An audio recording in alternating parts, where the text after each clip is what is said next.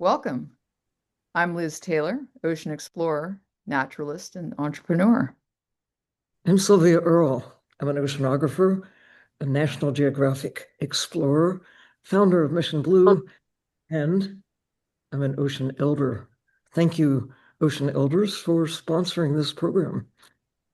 And this is our program, Dive In, where we host informal and open conversations with the ocean community on topics of wonder and interest. You can put questions into the Q&A box as we get through the conversation. We'll get through as many questions as we can towards the end of the program, and we'll be adding some links in the chat as well. And before we get started, let's remind everyone today that the world Is blue. ooh, Blue. ooh. And today we are so honored to be joined by our friend and fellow explorer and collaborator, Dr. Cécile Gaspar. Cécile is a veterinarian holding both an MBA and a PhD in marine ecology, and she has been based in French Polynesia since 1993. Uh, she's a founding member of the Global Ocean Network and the Tetiaroa Society and the Maritime cluster of the French Polynesia, and has been a contributor to the Blue Climate Initiative in French Polynesia. She was named a Mission Blue Hope Spot Hero in 2019 and became an international member of the prestigious Explorers Club, fellow explorer, in 2024. Welcome, Cécile. Joanna, thank you very much. I'm so happy to be with you today. It's really wonderful to have you with us. And you're going to share your own slides today, yes? Yes. Okay. So I like your background better than ours. Right? I'm in the library. You're in the conference room, so I'm in the living change up library. a format this time. I'm in Montreal right now. Yeah. Okay. Okay. Oh, perfect. Excellent. Perfect. Okay. So tell us, thank you very much. yeah, tell us how you first got so interested in sea turtles. I'm going to show you a picture about that. But at first, I was very interested in marine life, overall, not especially on sea turtle. When I came here, it's like 32 years ago now. And I basically I jumped into sea turtle just by being useful. I was called by the government in French Polynesia. And they said, do you want to help us? You are a vet. And if you have any time, sometime we receive NGO turtle and we don't know what to do. So this is how I decided to create a sea turtle care center. This was back in Montreal. But how did I start on this very special atoll on Tetiaroa? This is only by chance because I'll show you a picture of that. But I was on the beach one day just looking around and it was fully unexpected, but the sand started moving and then we saw baby turtles spotting out. Oh. I'm like, what is that? I had no idea. And so I decided to create this long-term sanctuary, which is reaching 20 years next year. That's wonderful. Yeah. And it's yeah, so you've got that specialized veterinary clinic there now, yes? Yes. So we started this clinic in 2004 in Montreal and we moved it to Tahiti 2 years ago. And we have received over 700 sea turtles to take care of, which is a big number. A lot of them were before unpacked by harpoons, by poachers. But now we have more and more the impacts of marine pollution by ingestion or entanglement, and more with boat collision, impact of boat collision and propellers. We got one Sunday and she died, the turtle died. We have been getting more and more. So now we are really fighting against the speed of the boat in our lagoons and plastic pollution, of course. Yeah. So those are just such, I mean, what could have prepared turtles in all of their long history for the speed of some of the boats or marine entanglement with fishing gear, things like that. It can be devastating to them. And also for human, I mean, swimmers, this is so bad. And I mean, there's two good news in that. The first good news is that back 30 years ago in French Polynesia, we didn't see so many turtles in our lagoon. Basically, we did not see any.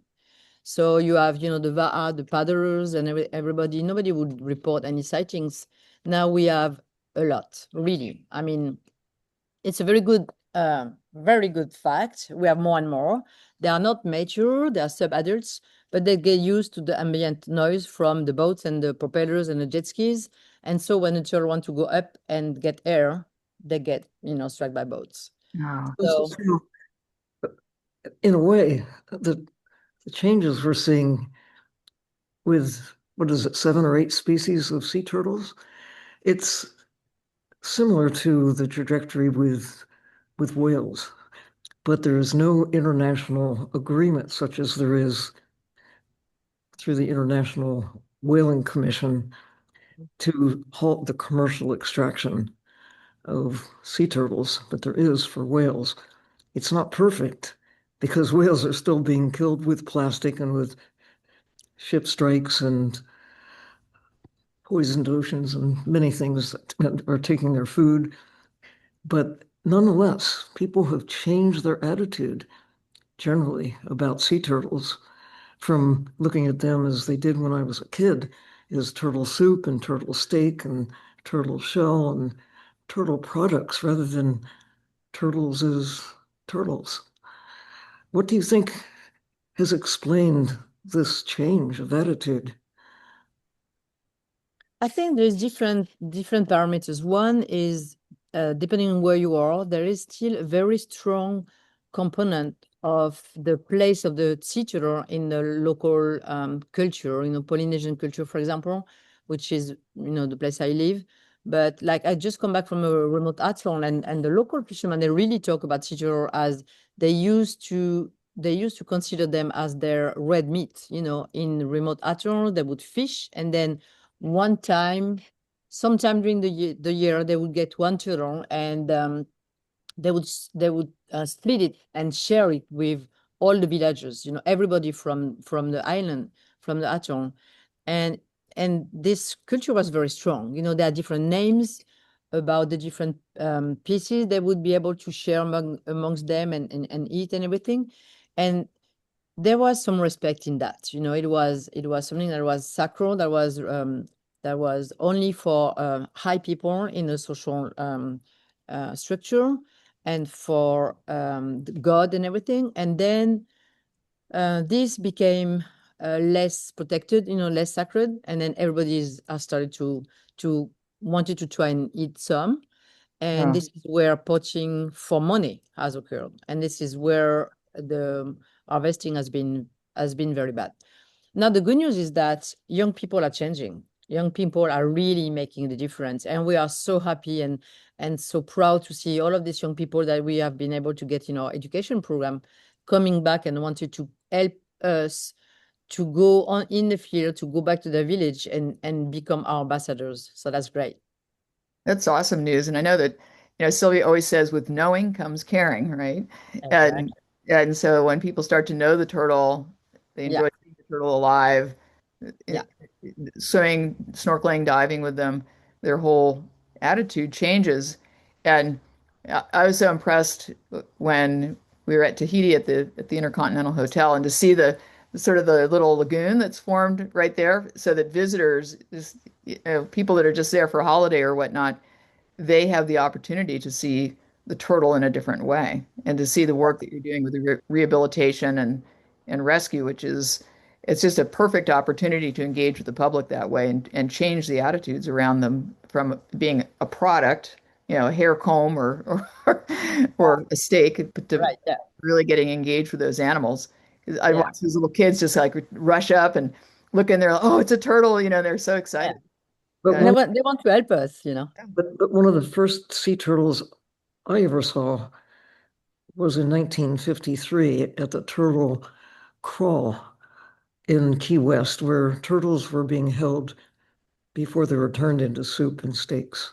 Mm. People History. could go there and see their eyes, see Wow. their curiosity, wonder at their size, and if they had 2 minutes to think about it, how long it takes to make one of those big beauties. I mean, they live as long or longer than humans. Yes, exactly. I mean, you Exactly. sacrifice an 80-year-old turtle for an 8-minute sip of soup. Mhm. It just Yeah. doesn't make sense, especially when increasingly their numbers have been until recently decreasing as our numbers now are 8 billion. There aren't enough turtles to go around. If we Yeah. had our own, we would run out of turtles. Yeah. But You're right, Sylvia. And I think what is important also is for people to be able to personally feel, watch, and be part of this nature. And this is why our foundation, Te Manao Te Moana. So Te Manao Te Moana means spirit of the ocean. And I have co-founded this foundation with Richard Bailey, which is, really my partner. And this is why it's so important because he was able to support us so that we could create this city care center inside a hotel or resort where people could come and watch. And I think this is also a big portion of what could bring us to success. We can go in the field and study, we can protect, but the most important is to spend our time trying to make sure people feel with their own, skin and heart and really watch what's going on. And Yeah. thank you to Richard Bailey, really, this has been possible for Te Mana Te Moana to do this long-term program over 20 years. And on my slide there, I show some numbers, but now we have reached over 150,000 kids in our program, which is really huge. And so why did we want to go to Tetiaroa? And I really want to put a big emphasis on that, is that back in 10 years ago, 11 years ago now, the places became a unique research center in conjunction with the Brando Resort, where Tetiaroa Society was developed. And so we are part of one project of Tetiaroa Society, but there are many more. And this very unique symbiosis between the resort and the researchers and conservation and culture committee makes this possible. And you have been able to visit that. So I think this is very important as the model, that could inspire other places, other atolls to do what we have been doing. And really I want to thank Dick because it's because of his help that we were able to do that and to become a hotspot in 2019. Yeah. This was a huge, a huge success for us. We did it with Frank Murphy and Tetiaroa Society, and we continue. And the more we go, and the more we feel that we cannot stop. This is a passion, and we are going to do that and never stop. And now for our third program, we are going to reach 20 years next year. And so we want to share these numbers to the rest of the world because this is a success and everybody could do that too. And we hope that this is going to make some progress. And so to go back to your first question, on the left there, you see what changed my life. This picture of the baby children going out was in 2006. And after I saw that, I'm like, what is this magic? I had even no idea this could happen on Tetiaroa. Nobody would talk about it, and not the poachers, of course. No. And I'm like, maybe it's worth it to go and see. And this is how we started this program, which was quite interesting.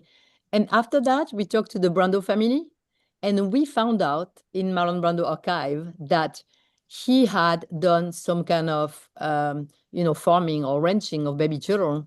He didn't know what to do. It was back in 1974. So his staff would get some of the baby and feed them with the, little clams and everything, and then release them back to around Tetiaroa. And maybe this has had an influence on how many female we are getting now on our beaches. So it's very interesting. And then, so basically we start going to the field, and we had to camp, and there was no water, no electricity, no nothing before the Brando and Tetiaroa Society opened. And I love this time. It was like just us, the stars, no noise, no music, no electricity, no nothing. And then the only noise was the one made by the turtle, this big mother pushing the sand, going splash, splash, splash. And we're like, what is that? This was the most amazing time, really. So after that, we decided to maybe strengthen this observation, because the numbers were increasing some years and decreasing some other years, because we had no idea of how often the same female was coming back to the Tetiaroa atoll beaches. So then we did it as volunteers, as camping, and then basically we kind of became professional in 2014. And this is when the Brando Resort opened and Tetiaroa Society opened, and that we started with the CASUP, this Tetiaroa Atoll Restoration Program, where, I was more focused on Tetiaroa. A lot of researchers starting to do the reef and the shark and the rays and everything, also the trees and everything. And for us to be able to share what we do with like very prestigious visitors, like, we had the chance with Barack Obama when he came, and he was able to see this hatchling going out from the sand, and we were able to explain what we were doing at night. This is so amazing. And now we have so many young people asking us to be volunteer. So this is great.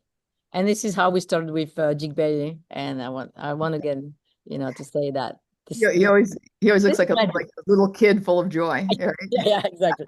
And still again. So I can tell you, like last night, Dick sent me a message this morning saying that, oh, yesterday evening, a sea turtle or a green sea turtle came to lay eggs in front of the pool at the Brando. And we're in the season right now. So I'm going to show you some numbers, but the peak was around 1,500 nest tracks. And we are already reaching over 700 this season. So it's very, very positive. We are very happy about our results. I was so impressed when we visited over there and saw that the really deliberate use of lighting at night that does not disturb the turtles. Yeah. And it seems like maybe you could talk to us a little bit about that and like that's something that it seems like could happen almost at any resort or any development along the coast where turtles historically were, that you might be able to encourage them to come back. Yes, and so I want to share 2 points on that. At first, because as I explained, we were going on every beaches of this atoll, Tetiaroa, starting in 2006, when Dick and his team started to develop the plan of the villas of the Brando. He asked me where the turtle were nesting, and when I show him exactly on site and on the map where the nest were, they decided to push the villas down into the bushes. This was amazing. Really further down, like 50 meters down. And this is why now they still come and lay eggs, not only because they are not disrupted by any construction, but also the second point was that we asked all of our colleagues, and a lot of them were in Florida, about lighting. And they told us you need to put no light if possible, but for security for the guests and for the staff, if you have some light, try to put some red infrared light, And so this is what we have been doing, and you may have seen that at night.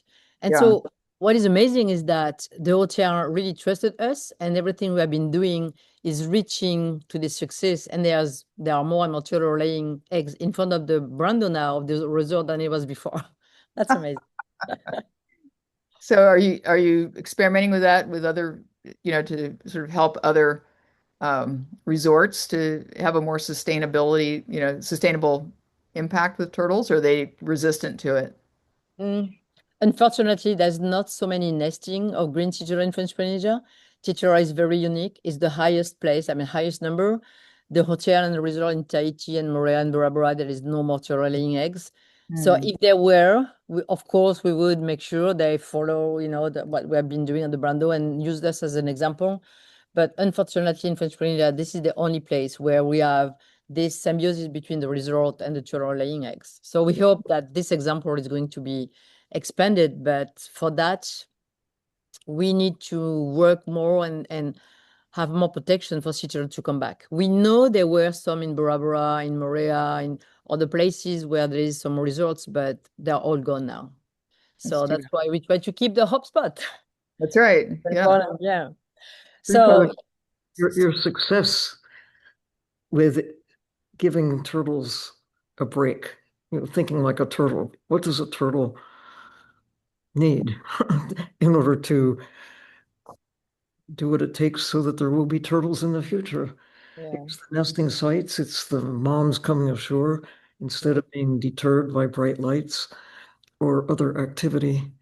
It's true around the world, but your success shows that it can be done if you just are a little bit patient and respectful.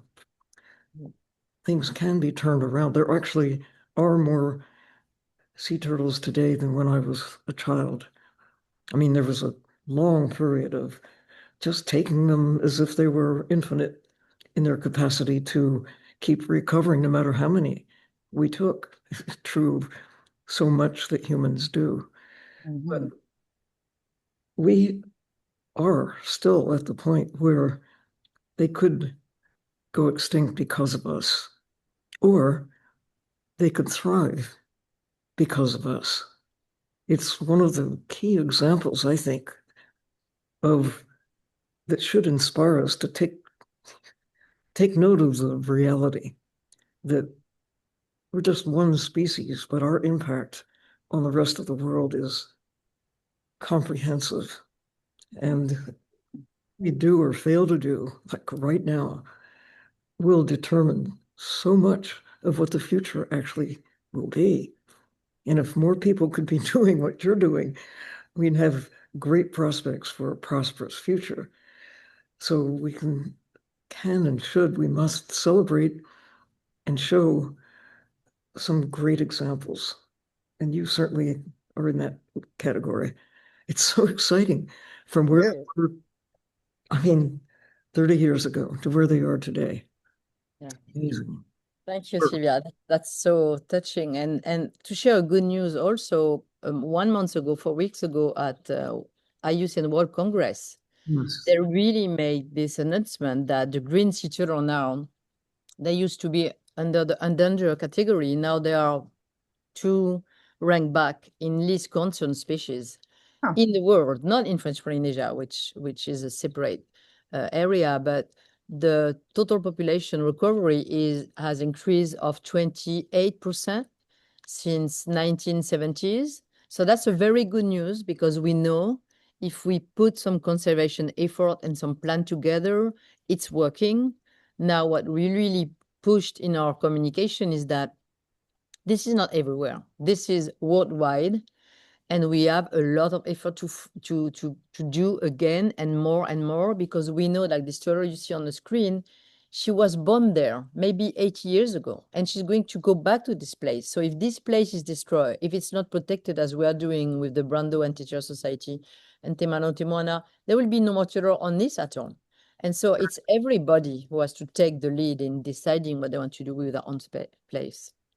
And they are such global, or long distance travelers. Are you doing any tracking of them, or how do you identify the ones that specifically come back? Are there like a pattern of scales, or how do you know who's who with the turtles? Very good. It's very good, but I'm going to show you, but we have different ways of doing that. I will show you after, but we have been also tracking them to know where they go. And so on the route, they could be endangered also, threatened before they come back 6 years Right. later.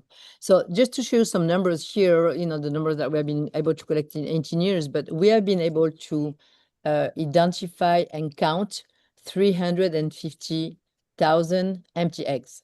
This means that over 350 babies, green sea turtle, were born on this atoll. This is amazing. And how do we do that?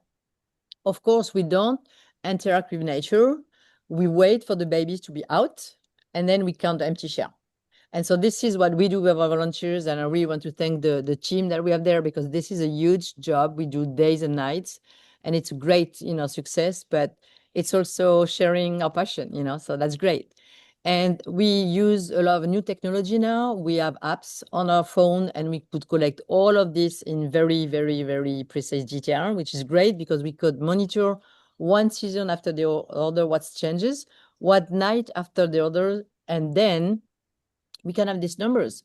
So you can see the numbers are increasing, not every year, but we have a pattern of 6 years now on Tetiaroa.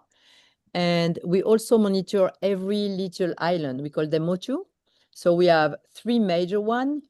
The two big ones you see on the map that are on the northern portion of the atoll. And then the one that is on the southwest of Tetiaroa, which is where the Brando and Tetiaroa Society are located. And you can see these three motus are the most important one, which make us, very proud that, this is continuing because of our efforts. And so for the female, the number of female, in order for us to identify the female, we have to be there at night. They only come at night. They come between 7 p.m. and 5 a.m. Sometimes you see this little one in front of the Brando Villa. She was so tired. They take time to go back to the water. It's day, maybe it's 6 a.m. and she's exhausted. But she was able to lay eggs because we made sure this was the case. So every year we count the number of females that we can identify. And the way we identify them is by taking a picture of the face. Mm-hmm. This is the same as our fingerprint, so it's very easy. And also we take some genetic sample. That is very, very important for us. But isn't it wonderful that every turtle has his or her own face? Like, it'd be a surprise. I mean, look at us. Yeah. Kind of look alike, but we're all different. Yeah. And we change from, like from baby to now, we change. But the turtle, from a very small hatchling, if you take the picture of the face, And then if you see her 25 years ago coming back to lay eggs, if it's a female, she will have the same pattern. So that's great. Yes. That's really So awesome. here, Her unique pattern. Yeah. Turtle like that one. Yeah. that's great. So this one is an example. She came in 2011, she came back in 2017, and she came back again in 2023. And we saw her. We were able to take the same picture, and we know everything about her. We know how many nests, how many babies, and this is amazing. I mean, we learned so much, so that we want to share that.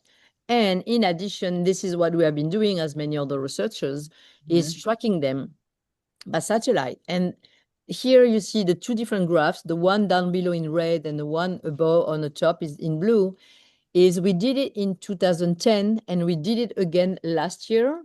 And we can see where they go. They go to Fiji, Tonga, Wallis and Futuna, Samoa. And so now, Te Mano, Te Moana, based on Tetiaroa, we want to expand our program to all of these countries because we share the same. We share the same female. And you want to make sure she has safe passage, and it really speaks to a lot of the work that Sylvia's been advocating for to protect some of the swimways Yeah, between these places so that, larger animals like turtles or mantas or sharks or, whatever the big migratory animals are it's not that they just sort of leave one area of safety and then all of a sudden they're taken, for whatever reason, by catch or intentionally in another exactly. area. So they need that protection of the swimway. Safe passage. What we may call blue corridor, like places that have a higher interest for us for research. And we also try to monitor what they do once they arrive, because they basically arrive in a place and they stay there for 4 to 6 years. And basically the place where they eat, Yeah. and it's very important to know better what threats they could face there in order Yeah. for them to come back 6 years later. And we can talk about it. Let's see if the video works, but I just wanted to share this magic. Could you see the video? Yeah, it's running. It's great. Thank you. So the magic of how they dig the nest. I mean, they use their rear flipper and they move it as we would do with our hands, even though, they have the bones and everything. But it's very interesting to see how they dig that, and also how they make any effort possible to dig very, very deep. The deeper, the better. And we can talk later about the impact of temperature, as you know. This Right. is amazing. There are so much ambassadors for all of the changes, So we can see that, and It then makes a little scoop. it's like a scoop, exactly. And then the kids, they ask, how come the eggs, when they fall on the top of each other, they don't break? And this is the magic. They just fall. They are recovered with mucus, and they could be 100, 120 of these eggs. Yeah. It's the strength of the sphere. Yeah. They're kind of leathery, right? They're not hard. They're kind Yeah, of it's true too. The reptile egg is kind of a Yeah, little forgiving. they can be a little soft so they don't break. This is how she recovers it. And then, she is doing what we call camouflage. And camouflage is really for the predators not to be able to find where the eggs are located. And even for us, I've been seeing, and with the team, we see so many, we are always amazed how good they are to camouflage the eggs. It's impossible to know exactly where the egg chamber is, because they push this sand on the top of the eggs, to camouflage it. And this is like a unique moment when you see this huge female, 130 kilos, Wow. exhausted early morning on Tetiaroa, going back to the ocean. It must be such a relief to feel weightless again in the water.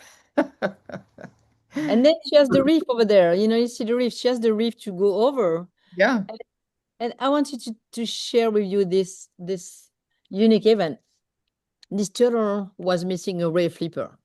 Oh, Maybe by a shark, we don't know, but she was able to dig the eggs, to dig the nest and put the eggs. And you see on the left, she she's only has a little piece moving, yeah, just but she kept right and left, you just know, instinct. Yeah. and the left didn't do any effect, but she was able to do it. Adaption. Yeah. Yeah, exactly. And the magic. This is the most magical moment. Here they come. So incredible. really is. I mean, I don't want to be last or Yeah, first. Or first. First is probably the danger one, right? And they climb on the top of each other, to be able to be the first one. It's usually at night, but it's hard to show videos of them at night. So Mhm. some of the very late hatchling occurs around 5 a.m. And this is how we get this amazing video. And then this is the running to the ocean. You're, you don't want to get caught by the frigate birds. They are to go first, and we try to monitor that with drones. And you see all of these little dots, they go this way. They don't stay so close to each other, but Yeah. they try to escape from Scatter. predators. Yeah, exactly. And sometimes what's happening is if the turtle has decided to lay its egg not in very fine sand, you Oh, can see here species of coral. These Hmm. baby turtles are trapped into the nest. Oh, poor guy. Look at his little head there. Yeah. Sometimes they could go out, but very often we have to help them because they don't have enough strength to be able to go out. So we No. just take them out, make sure they're okay, and then of course they go. And then as I told you, we dig the nest to count the empty eggs, and sometimes we see abnormalities. And these abnormalities, we don't really know where they come from. Mhm. It could be genetics, it could be humidity, lack of humidity or too much humidity, much moisture, but it also could be linked to that. mm, And that is what of the monitoring that we do that is the most important is the temperature, the Mhm. nest incubation temperature. Because as you know, this temperature, this pivotal temperature makes male or female babies. And if it's getting too warm, it's going to switch towards female. And this is in the world, in some places like in Australia, a big, big issue. Yeah. They're No, really I've seen that. producing That there's too just many like a males. huge shortage of the male turtles just because of this temperature. Yeah, Is it, exactly. is there any effort to, kind of hatch any in incubation to even up the ratio? Yeah, so like here I show that on Tetiaroa we are balanced, 54% of male is a good number. So we have to even more protect this hotspot. But in some places they do many things. They try to increase humidity, they put water on the top of the nest, they add shade, they add some leaves to add shade. And in some places they put them in incubator, but it's hard to know what we should do. I don't know what you think, but Yeah. should we change nature? Should we put all of them in incubator? There's many programs now that they take every single nest and put them in incubator. I don't know what you think. Yeah, I mean, it's a really tough situation because I mean, so many of the problems that they face are human made, right? So we, in a way, we have a bit of a responsibility to try to fix some of the problems we've created. But to your point, sometimes there has to be evolution and adaptation that can only be had from the Yeah. natural process. And sometimes you see these huge hatcheries, they call them. Every single nest is collected. They put them in the same place. They are all close to each other. So they have the same temperature, same humidity, same everything. And then we don't know, maybe we are producing turtle that are not going to be able to be strong enough once they reach the lagoon and the ocean to make it. So I don't know. It's It's a hard. good question. Yeah.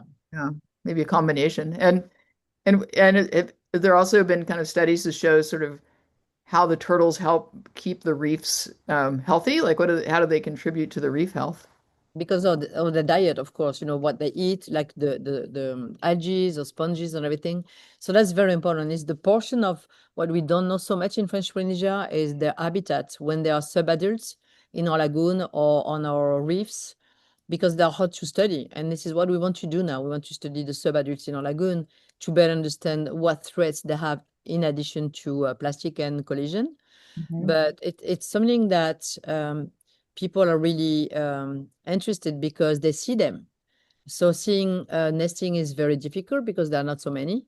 But seeing, sea turtle in our lagoon when you do paddling or racing or fishing. So we try to get this network of citizen science up now in French Polynesia for everybody to put all of the information on an app that we could get, and maybe identify where we have other hotspots that we could help the local people to study and help, increase the survival rate. And when we talk about survival rate of babies, this is another issue. Oh, And you know rat. this. Mm. Yeah. Yeah, and so Tetiaroa Society was able to do a successful rat eradication on the atoll, on all the motus. And before that, we would put infrared cameras on the top of the nest to try and observe hatchling, and we would see Ah, that. look at that. And we try to really study how many of these baby turtle the rats would predate. It's hard to tell because they just go on the sand, Mhm. and the camera cannot film everything. But this was very important, I think. And so now, in addition to protecting the female, protecting, the nest from some of the predators, and taking out the one that are blocked in the sand, there is also no more rat eradication on Tetiaroa. So altogether, the success rate is really increased. That's Well, good. can't really blame the rats because they're just doing what they do to survive, but we Brought them. brought them there. We're Yeah. the disruptors. But it's a problem. I mean, but we have to be the agents to change in the right direction. But it's really not the rats' fault. They're not Oh, bad. They're just doing what animals do yeah, to be alive and find their place wherever they are. yeah. Yeah. Just And intrude that's great. on nature, on a planet, that would be humans.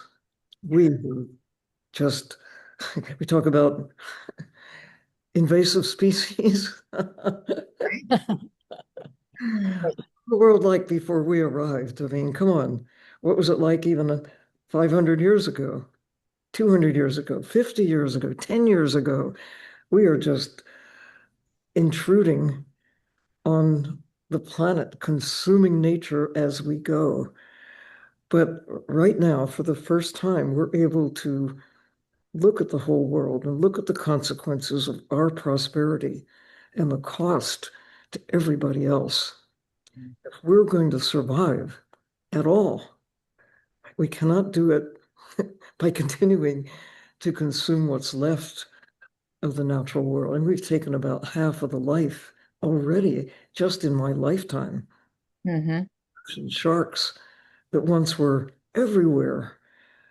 I used to be afraid, or at least I was taught to be afraid, even though I learned that I need not be afraid. There were a lot of sharks. Now I'm afraid when I don't see sharks, which is in most places, most of the time. Yeah, for sure. Right. And the And last threat, sorry. Yeah. Yeah, I just wanted to mention the last threat is, coastal erosion and flooding and the sea level rising. And this is what we can see. You see the video, the camera Wow. over there was on the top of a nest. So Wow. this was a sea turtle nest. And another as you problem know, coming back to us. Yeah. exactly, another layer of what, we have done. And so if the nest is underwater, it cannot develop. The embryo are going to die, that we know. And here you see this little wall that has been created, not little, big wall that has been created by erosion, by the waves, and the turtle cannot go up. And so Right. the nest has a good chance to be flooded. And here on the right, if you see that, it's going to be very fast, but this turtle was able to climb up, lay eggs, but on the way back, it's difficult for her because she can fall down. So Mm-hmm. sometimes they cannot go up or they will fall down. And so we try on Tetiaroa, this is another project that we've been trying to develop with other colleagues, is to try to limit, if we can, erosion and the sand going back, and not being in favor of turtle laying eggs by replanting native trees. And this is also where we have to be involved because we took these trees out. They are, indigenous trees, and we replanted with trees that do not keep the sand on, do not limit erosion. So we tried to do that. We started 2 years ago, and we have to wait for a long time for these plants to grow. But this is another project that we'd like to share with other people if they want to develop a sea turtle conservation program on these eroded beaches. Mm-hmm. And lastly, Sylvia, I just wanted to share these slides about the kid program. No kids left dry.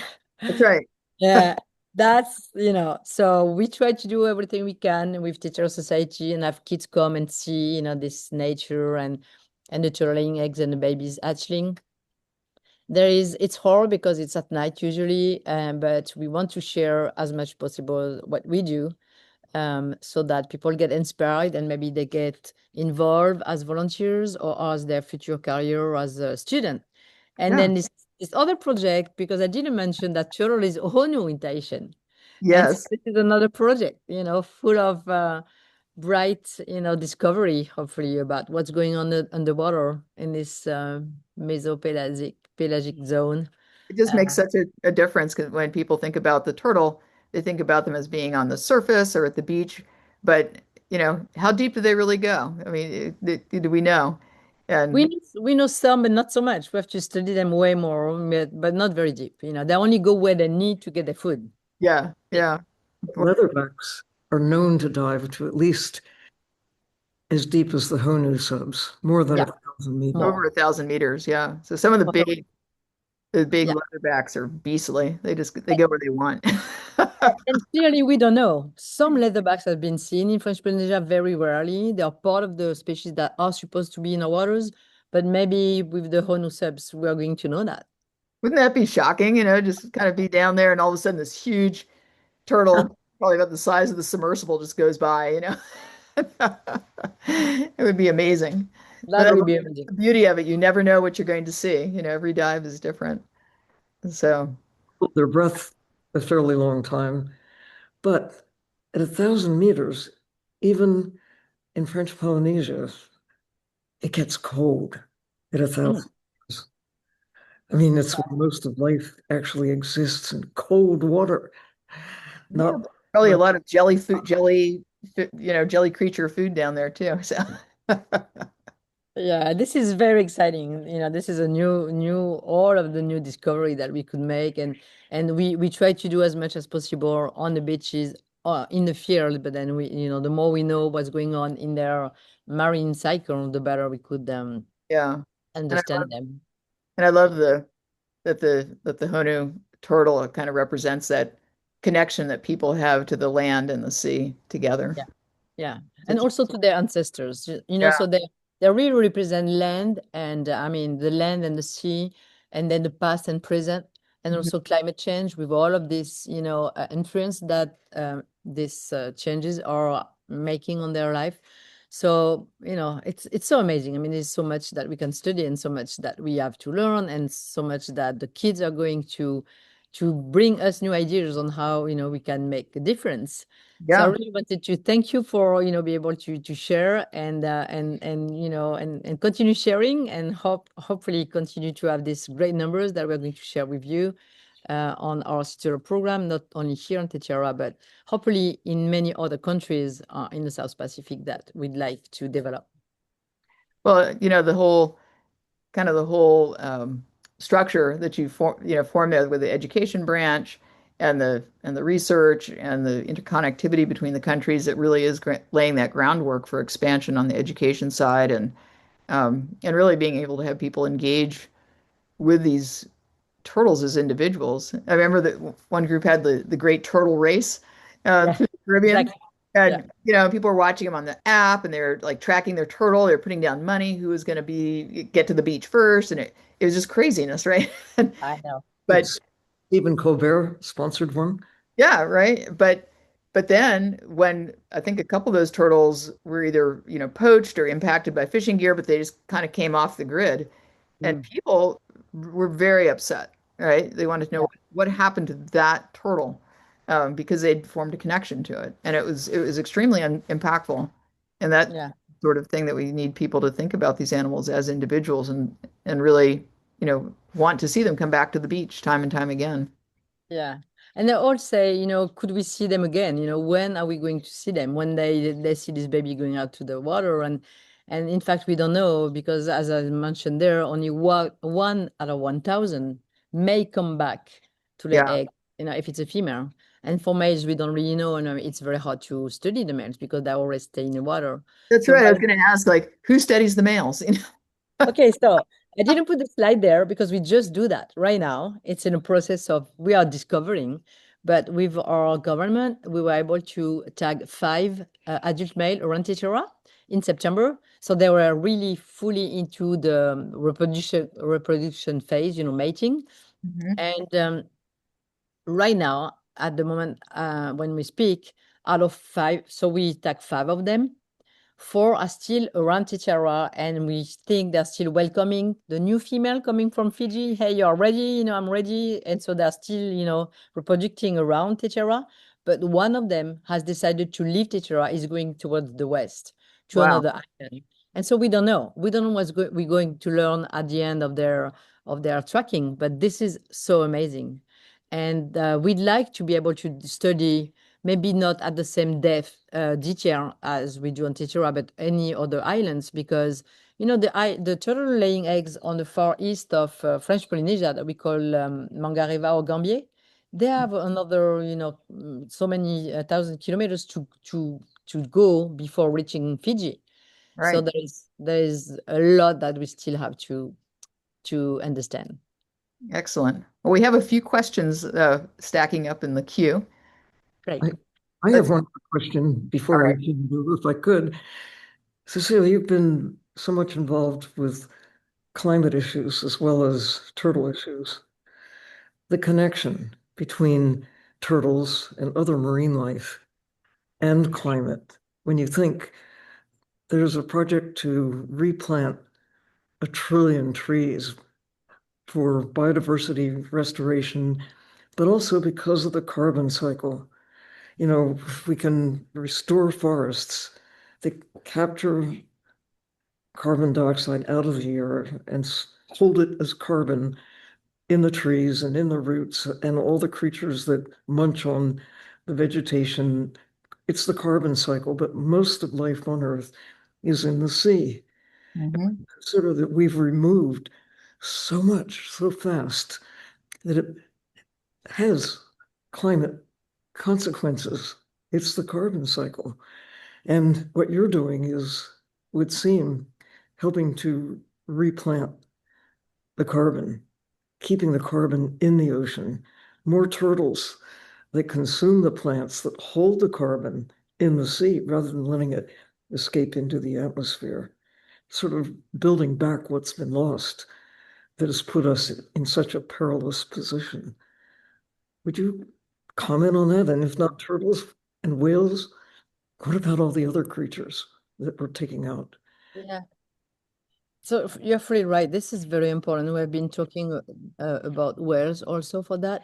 It's hard, people very often they want to have numbers. They want to see how much, we could add, which is sometimes very difficult to monitor and to have numbers and to have the progression and to be very, very um, clear on how much it's helping. But I think the most important also is to make sure this biodiversity is still there.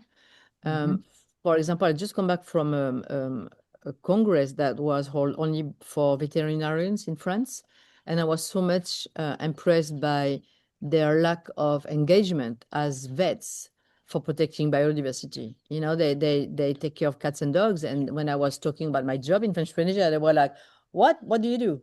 And I'm like, "Wow, there is a lot that we have to do to educate people."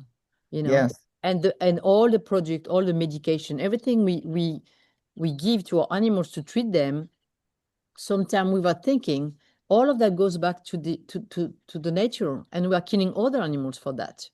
So I think it's really important to look at what is our place in this nature, and to go back to Polynesian culture, which is I think the most important of everything I've learned here, is that there's no name for nature. The word nature does not exist. Is we are part of everything. We are part of the sky and the water and the ocean and animals and the trees. And once we understand that, with a lot of humility, we try to find a way to maybe at the little small step each of us can help the planet where we are living. Absolutely. Makes 100% sense. Everybody has the power to do something. And Sylvia likes to say, hold up the mirror. What are you good at? Do that thing. Be helpful. So, Exactly. okay, let's jump to some of the questions before we run out of time. Caroline is asking, is the Brando Resort open to the public? And what months do the hatchlings emerge? Can an environmentally conscious person such as myself help come observe the hatchlings? It's a great question. So yes, the Brando is open, of course, since 2014. What we do during the nesting season is not only we are able to invite the guests to come with us in a very small group with no light at night to observe the nesting event and also the hatchling. Of course, there is not 1% guarantee. We only call the people when it's happening at night. So when they check in, we are asking the guests of the Brando, are you interested to be awake? That the reception is calling you to awake to make you awake at 2 a.m. And if people say yes or no, then reception is calling them. Hey, there is a turtle laying eggs. Do you want to come? And people will come and have to come fast because sometimes the turtle goes fast. And for hatchlings, it's the same. So I think we provide them with this unique moment that was not planned. You know, they know it's the nesting season, but if nature decides, they may be able to observe it. And the timing during the year is from October to March. So turtle will mainly lay eggs from October to February or January, and then hatchling occurs 2 months later. So the more we go in the season, the more hatchling we have. It's more January, February, March for hatchlings. Excellent.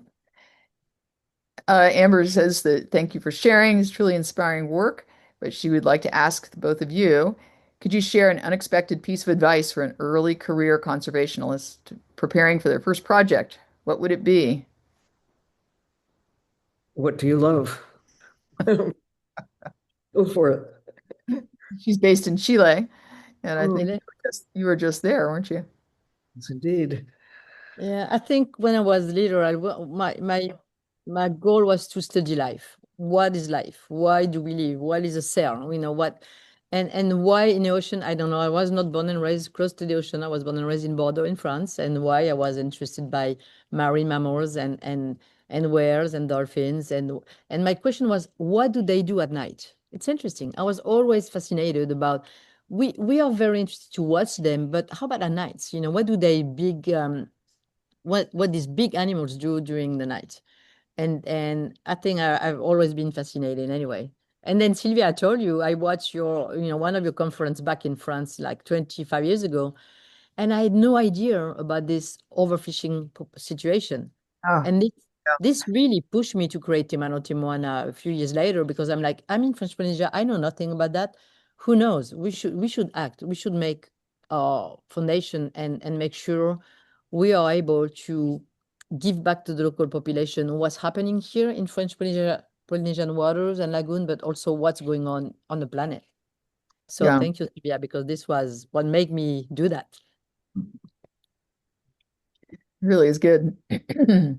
Emily is asking, are there many green sea turtles that are affected with the fibropapillomas in your location? I was told surgery to remove the internal tumors is not possible due to lack of knowledge of the internal organs.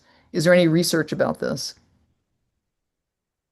It's a very good question. We are very, very fortunate that we have no case of fibrobacteriomatosis here in French Polynesia, never. There's been a lot in Hawaii, as you know. This could be linked to the quality of the waters.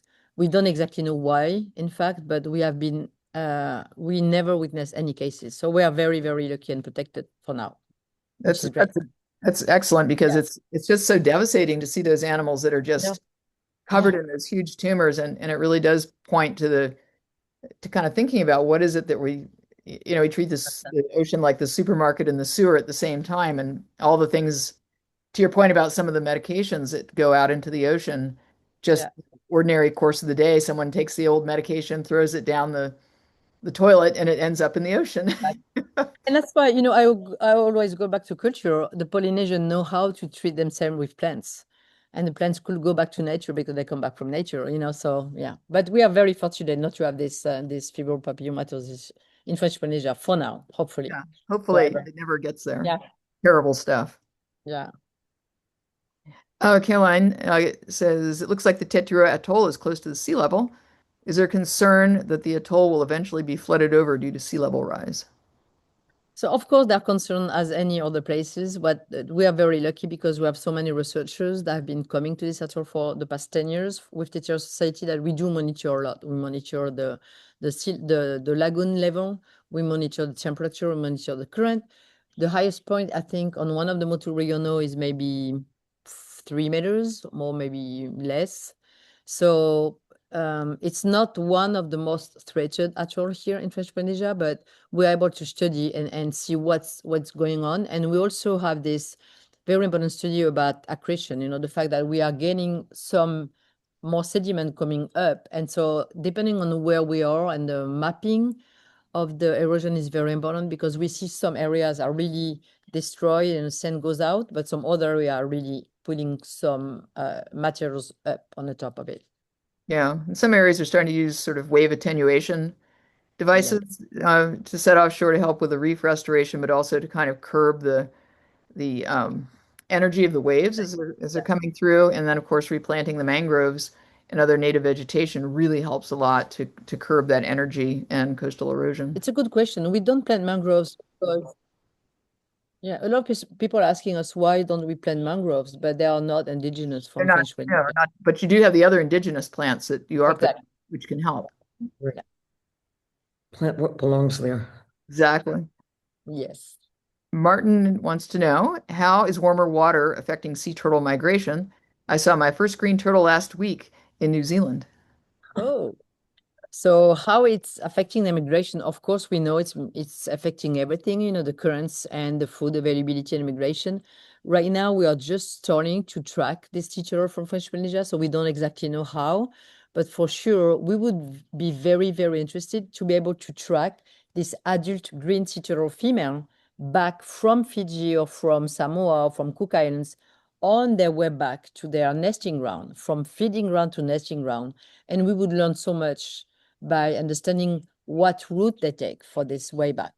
And in order for that, we have to develop this collaboration between us and other researchers group in this area, where we may be able to be lucky enough to find this adult female and be able to put a satellite tag on it once she started migrating back to French Polynesia. So our hope for the next 20 years is really this South Pacific collaboration with our colleagues. That would be wonderful, wouldn't it? And Sophie says, I am a master's student studying sea turtle interactions in Florida. Have you ever observed any neat interactions between two turtles in the water? Oh, it's a good point. Yes, not the nesting ones. I mean, we're not talking about male and female, of course, during reproduction, but sometimes with subadults, we see some interaction that we don't understand. We have to study that better, but we think, and the more study that have been developed in French Caribbean area are showing that they do communicate between them, and they could have signal that make them react if there is a danger coming close to them. So this is the second portion of what we would like to do, is study them in the water, which is different, but it's fascinating because we have to learn that. Yeah, and I've always enjoyed watching them when they come to sort of a cleaning station underwater, and some Yeah, of them sort of line up, and somebody will try to push the other guy out of the way because they want to get in there and get yeah, cleaned, and they're like, "Come on, little fish, clean me first." yeah. And they Just put like the flippers and open the mouth stop, and say, "I'm ready." Yeah. So, um, one last quick question from Amber before we run out of time. What have been the greatest challenges in your conservation projects beyond the biological and climatic factors? Well, could you say it again? What have been the greatest challenges beyond the biological and climatic factors in conservation? What is or what will be? Either one.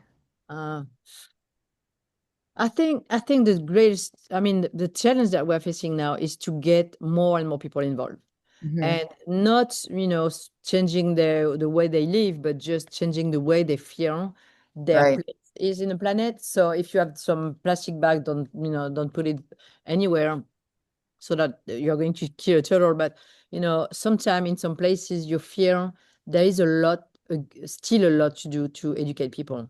So Yeah. what we do with Timano Timona is we study sea turtle and we study the marine life in French Polynesia, but we want to make sure every single visitor who is coming toward us and we have the chance to talk to them, we try to make something inside, like a little light inside their body, to after them they talk to us, so that I feel, oh, maybe I am going to change something when I go back home, maybe to protect our planet. Everyone can make a difference, Yeah, 100%.